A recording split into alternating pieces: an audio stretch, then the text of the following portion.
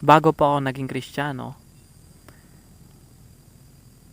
marami akong mga nadaluhang mga sekta ng relihiyon at aking nakita ang iba't ibang katuruan na ngayong nalaman ko ang katotohanan ay aking masasabi na pawang mapanganib at maraming nadadaya ang mga katuruang ito.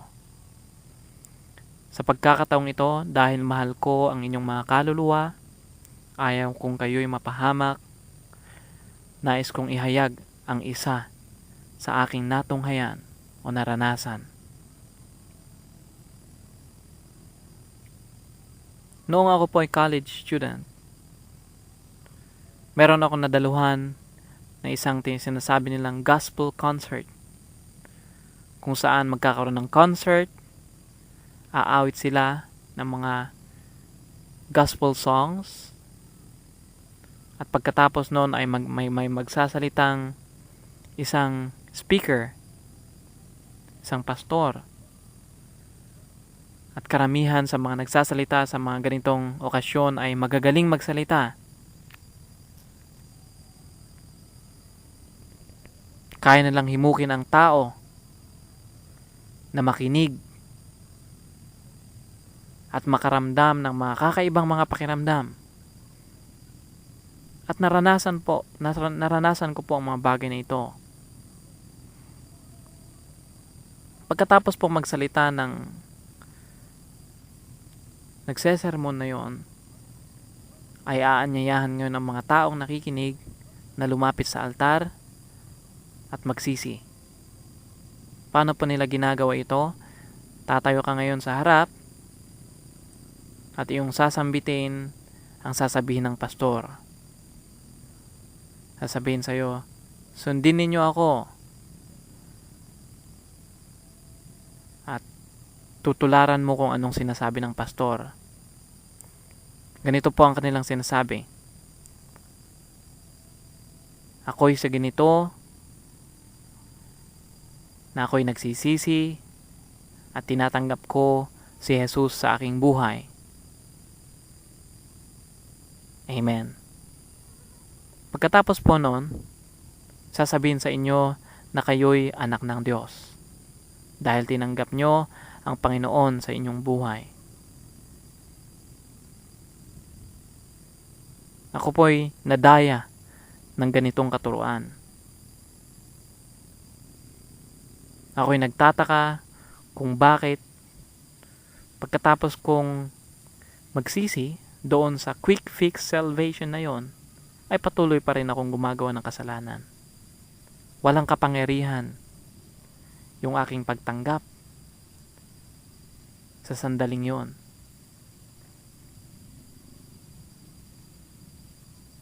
Salamat sa Diyos na ngayon ay nalaman ko ang katotohanan at ako'y tunay na tumanggap sa Panginoon at tunay na nagsisi ng aking mga kasalanan. Inalis ng Diyos ang aking mga kasalanan sa aking puso at binago niya. At aking nakita ngayon kung paanong napapahamak ang mga tao sa mga maling katuruan na kanilang napapakinggan. Kaya sa sandaling ito, nais kong ipahayag ang mga kamaliang ito hindi upang manira ng anumang grupo, kundi dahil mahal ko ang inyong mga kaluluwa at ayaw kong kayo'y mapahamak, magkaroon ng false hope na kayo'y makakapunta sa langit, yun pala ay hindi. Shall set you free, beloved. Kung magpapakumbaba ka at pakikinggan mo ang mensaheng ito, ako'y naniniwala na gagawa ang Diyos sa iyong puso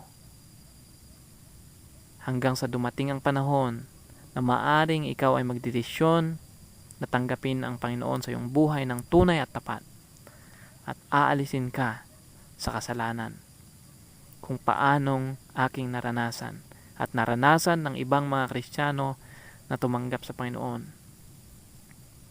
Karamihan po sa amin ay pawang galing sa mga sekta ng relihiyon. Salamat sa Diyos na aming nalaman ng katotohanan kaya aming ibinabahagi sa inyo. Ngayon, bakit ko po sinasabi na isang mapanganib na turo yung quick fix salvation? Una po, dahil hindi po ganoon ang pagsisisi. Hindi maaaring ang tao ay tatayo na lamang doon sa altar at sasabihin niyang tinanggap niya ang Panginoon at tapos na. Nakita po ninyo, walang kapangyarihan yon. Yung mga taong pumupunta sa mga ganong okasyon, lalabas, naakalain nilang sila ligtas na, ngunit patuloy pa rin gumagawa ng kasalanan. Hindi po ba ninyo napansin? Wala ba kayong mga kaibigan na napansin ninyong nagsasabing born again, ngunit nagmumura pa rin, nagsisinungaling? Ginagawa pa rin ang mga dating kasalanan na kanyang ginagawa. Wala pong kapangyarihan ang kanyang tinanggap. Bakit po? Sapagkat hindi tunay ang kanyang pagsisisi. Ano po ba ang pagsisisi? Ito isang desisyon na tatalikod ka sa kasalanan. Nagaganap ito kapag ikaw ay nakinig ng salita ng Diyos, yung tunay na turo ng salita ng Diyos. Malalaman mo sa iyong puso na ikaw ay malayo sa Diyos, kahit gaano ka pa kabait, o kahit linggo-linggo ka pang nagsisimba.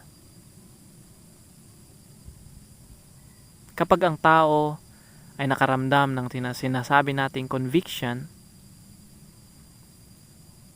malalaman niya kung gaano siya kalayo sa Diyos at nanaisin niyang maging tunay na Kristiyano. At sa sandaling yon,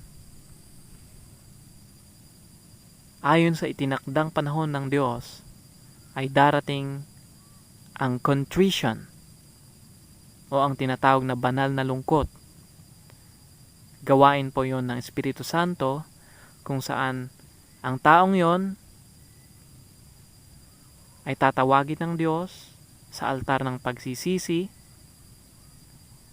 upang siya ay luluhod at magkaroon ng banal na lungkot. Tatangi siya sa harap ng Diyos at tatanggapin ng Panginoon sa kanyang buhay. Ngayon, dahil tunay at tapat ang kanyang pagsisisi,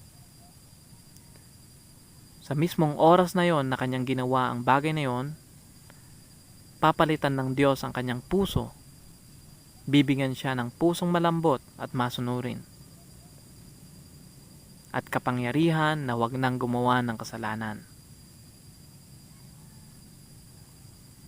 Kaya ang taong yon ay magiging isang bagong nilalang na sinasabi sa 2 Corinthians chapter 5 verse 17. Behold, if any man be in Christ, he is a new creation. Marami ngayon ang mga born again groups dito sa Pilipinas.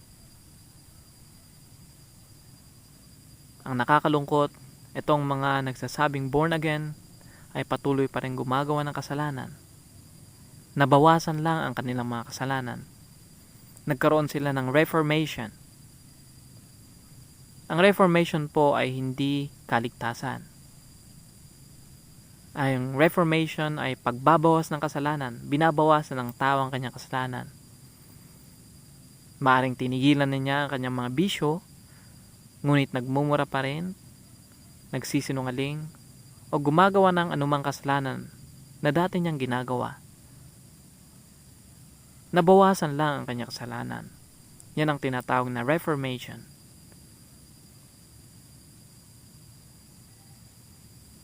New Year's resolution na sabi nila. Hindi po kaligtasan yan, mga minamahal. Ang kaligtasan ay transformation. Ano po ang transformation? Pagbabago ng puso. Kaya makikita mo na ang taong yon na binago ng Diyos ay hindi na niya gagawin ang anumang kasalanan na dati niyang ginagawa. Hindi po natin sinasabi na hindi siya nagkakamali. Malaki po ang pagkakaiba ng pagkakamali sa kasalanan. Ang pagkakamali ay hindi sinasadya o hindi nalalaman, samantalang ang kasalanan ay sinasadya at alam mong kasalanan at iyong ginawa. Halimbawa po, ang isang Kristiyano ay hindi na niya, bago pa lang siya sa pamilya ng Diyos at hindi pa niya alam ang lahat ng mga kalooban ng Diyos, hindi pa niya nabasa ang lahat ng mga utos ng Diyos. Ngayon, hindi niya alam na ipinagbabawal pala ng Diyos ang pagkain ng dugo, sapagkat yan ay pinagbawal noong Lumang Tipan hanggang sa New Testament. Ayaw ng Panginoon na kumain ng mga Kristiyano ng dugo. Kapag hindi ka Kristiyano, hindi ka kasali dyan dahil ang mga Kristiyano lamang ang pinagbabawalan ng Diyos ng mga ganitong mga bagay.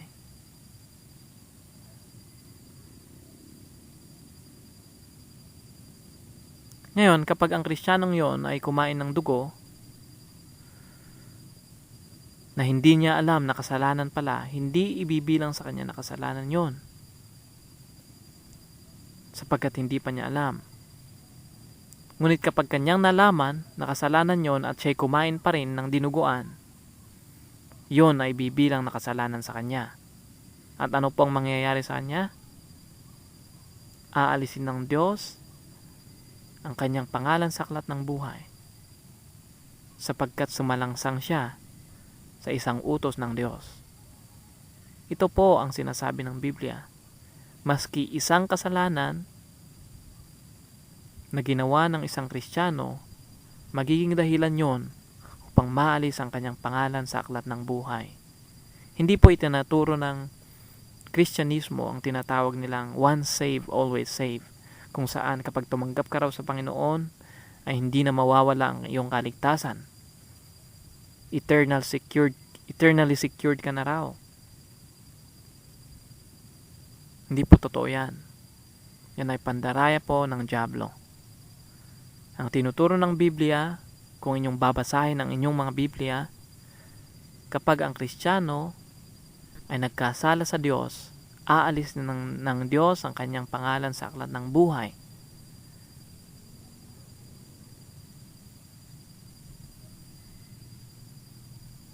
Kaya makikita po ninyo ang pagkakaiba ng sekta ng relihiyon sa Kristyanismo. Malaking pagkakaiba. At uulitin ko po, sinasabi ko ang mga bagay na ito hindi upang manira, kundi dahil mahal ko ang inyong mga kaluluwa. Mahal po namin ang inyong mga kaluluwa. Kung paanong kami inalis ng Diyos sa mga sekta ng relihiyon at dinala kami sa iglesia ng Diyos, kung saan aming nalaman ang mga katotohanan, nais naming ibahagi sa inyo upang kayo rin ay magnais na maligtas at maranasan ang buhay na hindi na gumagawa ng kasalanan. Ito po'y posible. Kapag inyong naranasan, kayo mismo ang magsasabi na ito pala ay posible, sapagkat magiging karanasan ninyo.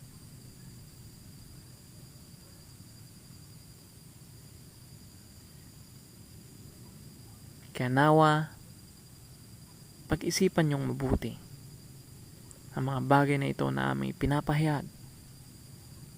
Pang dumating ang panahon na inyong maramdaman sa iyong puso ang banal na lungkot, at kung magpapakumbaba ka sa banal na lungkot na yan, ikaw ay tunay na makakapagsisi babaguhin ng Diyos ang iyong buhay